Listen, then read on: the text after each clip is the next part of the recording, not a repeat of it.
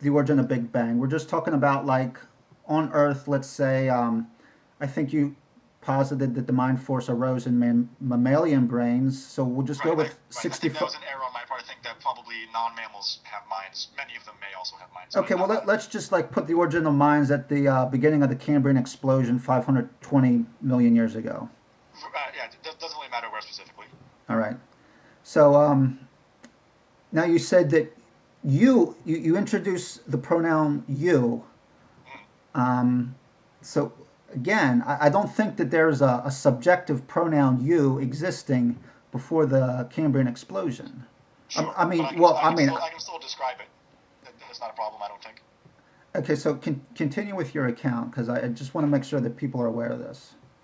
Right. So if you're looking for a question about how minds would arise from law and from chance, assuming that broadly construed those are our only two ingredients here, I think matter also is on the table here.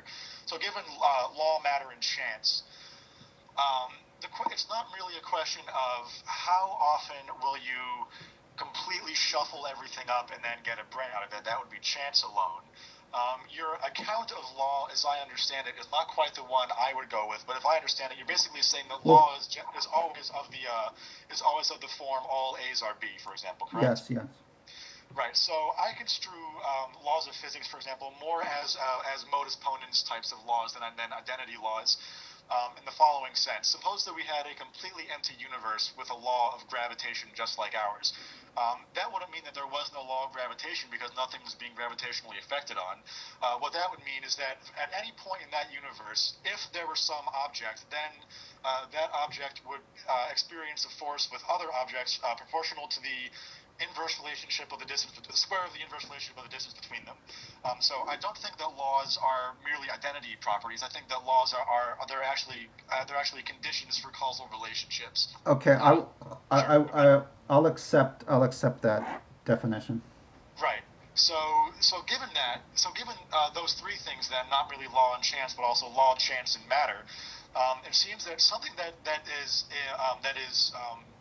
pretty widely accepted is that self-organizing systems in our universe are possible. Okay, now Um, I want to stop you right there. sure. Um, well, if you want to go ahead, try to give me an account of how self-organized systems are possible. Then I'll question you. Sure. So if you're a theist, for example, you probably believe that God is a self-organizing system. That there is something about his existence or about his persistence throughout time or timelessness or whatever that is not contingent upon any intelligent action from outside. That God is self-organizing. So for theists, Well, the possibility. correct. I accept that. Just move on to how order arises in an atheist universe. Right. So the way that order would arise in a universe without intelligence from the outside would be if you had processes within the universe that selected for certain physical states. So with biological systems, for example, there are certain configurations of atoms and molecules such that those very configurations will self-replicate. They will produce more of themselves, which means that Now hold any on. physical. Sorry, go ahead. Okay, okay. Now I do agree that if you get matter, hold on. Let me. Our moderator is wondering what's going on. So let me just. Okay, he's all right. So all right, our moderators agreed to go to bed. Okay. Now, Okay. of course, I agree that if matter is arranged in a certain way, that it will self-replicate. Sure. But what I'm arguing is that the arrangement is so astronomically improbable that our universe doesn't have the necessary probabilistic resources to obtain that configuration. So there's a couple of things that I'll say there. So the first one is that we really do not know what the odds are. Actually, we do not know how many times does the universe get to run these odds? How many universes are there to run these odds in? How many possible specific arrangements of matter can yield minds? But also, even if we Well, say that let it's me extraordinarily unlikely, it's not simply a matter of shuffling around atoms and then getting a mind at the end of it. It's that you might actually have some of these self-organizing processes that select for regions of matter that have minds. And I think that we have a very strong evolutionary story about why patterns of matter that give rise to minds, and again, this is my footnote 3 in my written commentary, about why it is that organizations of matter that cause minds to emerge would be selected for. Now, although we don't have the time here, um, I would argue that we actually can know the probabilistic resources in our universe, and I would put that number at 10 to the 150th power.